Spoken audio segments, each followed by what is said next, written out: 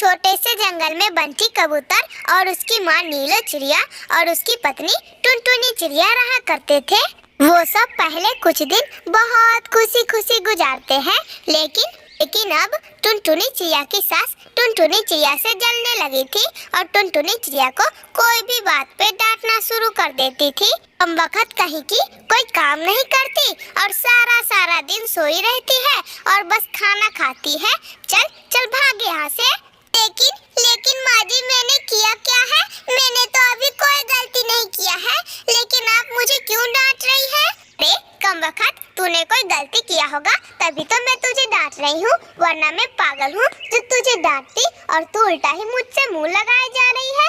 आने दो मेरे बेटे बंटी को, फिर बताती हूँ सारी बात, फिर वो देखेगा तुमको। बंटी कबूतर भी अपने घर आ जाता है और बंटी कबूतर की माँ बंटी कबूतर से झूठ मूठ का कहती है, अरे बंटी बेटे देखना, तेरी पत्नी टुनटुनी आजकल बहुत गुस्से वाली हो गई है। कोई बात बोलती हूँ मैं तो वो गुस्सा कर देती है और उल्टा मेरे से ही जुबान लगाने लगती है। मैं क्या करूँ बंटी बेटे, तू ही बता। बंटी कबूतर अपनी माँ का हर बात माना करता था, इसीलिए ये सुनकर वो बहुत गुस्सा हो जाता है। क्या माँ आप सच कह रही है? टुनटुनी आपके साथ ऐसा व्यवहार करती है? मैं अभी देखता हूँ उसको, आप यहीं पे रुकिए, मैं अभी उसको बता कर आता हूँ। इतना कह के गुस्से में बंटी कबूतर वहाँ से चला जाता है। अरे ओए टुनटुनी की बच्ची, आजकल तुझे कुछ ज्यादा ही गुस्सा आने लगा है। माँ कुछ काम कहती है करने के लिए तो तू उल्टा माँ से ही जुबान लगाने लगती है। तेरी इतनी हिम्मत है तो मेरे सामने कुछ बोल।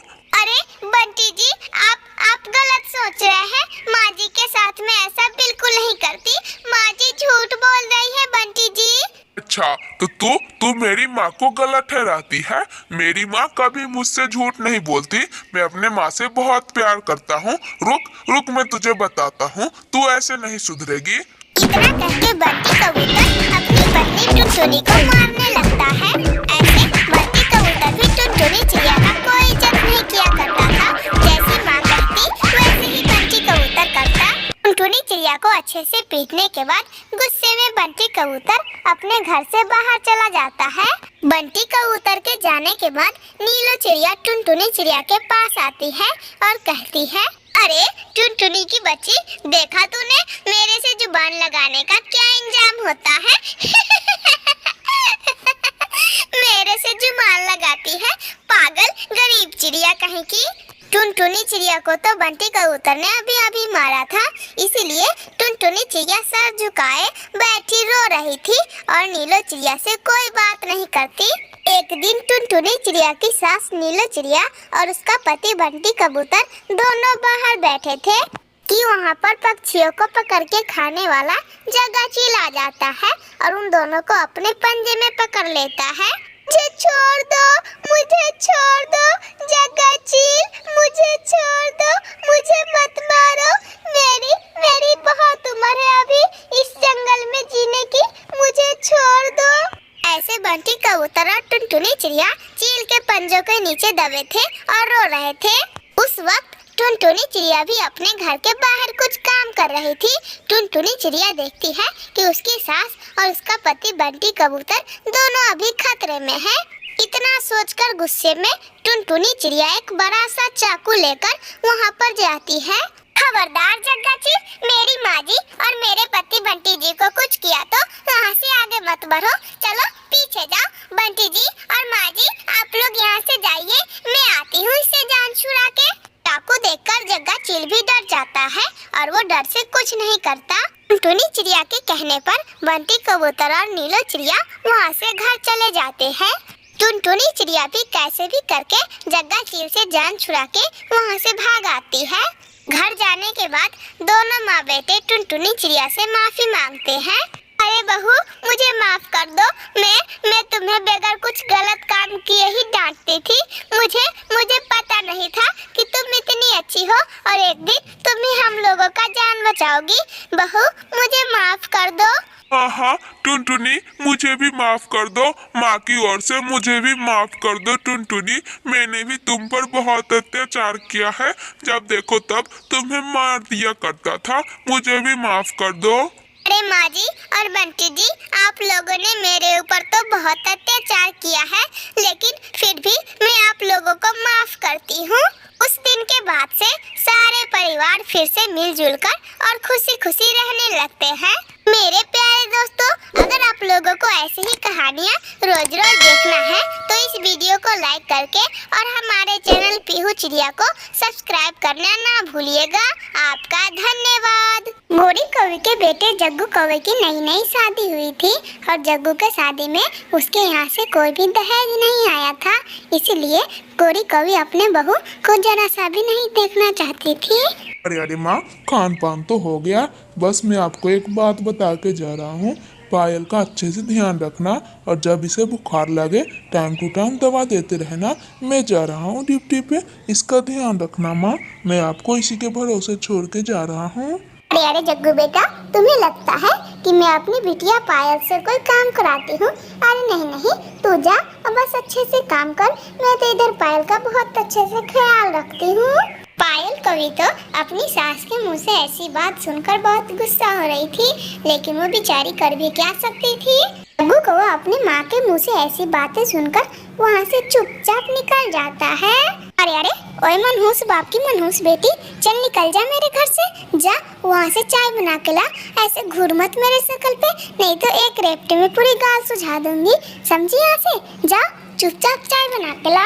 अरे माँ जी, जो बोलना है मुझे बोलिए ना, मेरे माँ बाप को क्यों बीच में लाते हैं? मैं अभी आपके लिए चाय बना के लाती हूँ।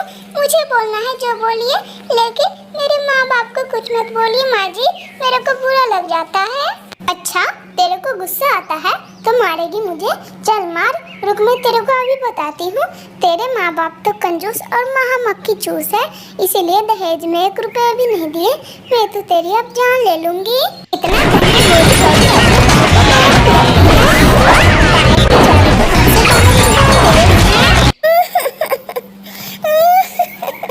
मुझे घर से निकाल दिया मेरे सास ने। किसी पक्षी के रोने की आवाज सुनकर वहाँ पर टुनटुनी चिड़िया आती है। अरे बिटिया, चुप हो जाओ, चुप हो जाओ। क्या तुम्हें गोरी फिर से मार के बाहर निकाल दी है? चुप हो जाओ, ऐसे मत रो, नहीं तो दूसरे पक्षी मजाक उड़ाएंगे आपका। ऐसे मत रो, चलो चलो मेरे साथ आपके घर, मैं समझाती हूँ आपके सास को। अरे टुनटुनी आंटी, आप कितनी अच्छी है, लेकिन सासू माँ बिल्कुल भी अच्छी नहीं है और मुझे जरा सा भी देखना नहीं चाहती। वो बस पैसों का लालची है। पायल कौवी टुनटुनी चिड़िया के साथ अपने घर चली जाती है। अरे गोरी, इससे बेवजह क्यों मारती रहती हो? ये भी तुम्हारी बेटी समान है। इसी का पति तो तुम्हें कमा के खिलाता है और तुम इसी पे अत्याचार करती हो। गोरी, कभी उसने देख लिया ना तो वो घर छोड़ के चला जाएगा, बता रही हूँ। अरे ओए मनहूस टुनटुनी, तेरे को कौन कहा था मेरे घर आने के लिए? मेरे को प्रवचन मत दे और चुपचाप यहाँ से निकल जा, वरना इसी की तरह तेरे को ही पीट डालूंगी। ऐसी बेइज्जती सुनकर टुनटुनी चिड़िया वहाँ से चली जाती है। शाम को जग्गू कौवा भी अपने घर चला आता है। अरे आ गया मेरा बेटा जग्गू, बाहर से कमा के। लाला बेटे, पैसे इधर दे, उसको मत दिया कर, वो पैसे खा जाती है। आधे से ज्यादा महीने का पैसे वो खा के बैठ गई है, पैसे मेरे को दे। अरे माँ, पायल के बारे में आप ऐसे क्यों बोल रहे हैं? पायल तो बहुत अच्छी है और वो बाहर का चीज नहीं खाती है। तब पर भी ये लो माँ, पैसे आप ही रख लो, आप ही का मन खुश हो जाए बस। ऐसे ही कई महीने गुजर जाते हैं। एक दिन जग्गू कौवा अपने काम पे जा ही रहा था, शायद वो कुछ भूल गया था। वो एक जगह पे रुक जाता है। अरे मैं तो अपना ID कार्ड घर पे ही भूल आया हूँ। मेरे से ये कितनी बड़ी गलती हो गई। अब मैं जाऊँगा कंपनी तो शायद लेट न हो जाए। लग रहा है आज छुट्टी मरना पड़ जाएगा।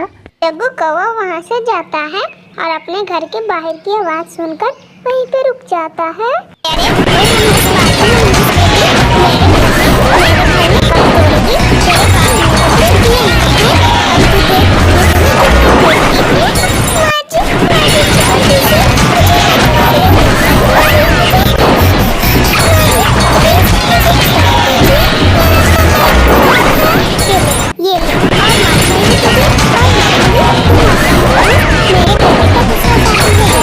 ऐसे गोरी कौवी अपनी बहू को पीट रही थी कि बीच में जग्गू कौवा वहाँ पे चला जाता है।